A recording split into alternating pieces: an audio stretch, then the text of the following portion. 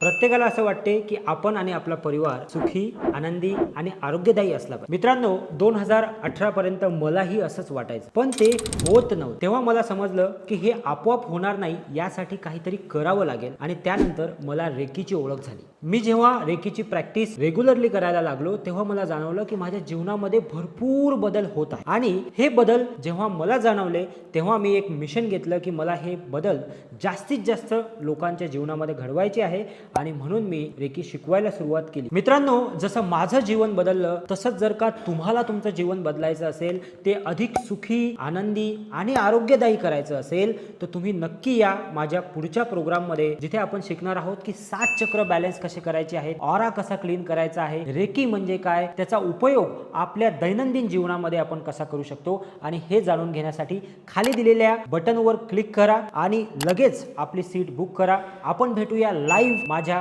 प्रोग्राममध्ये.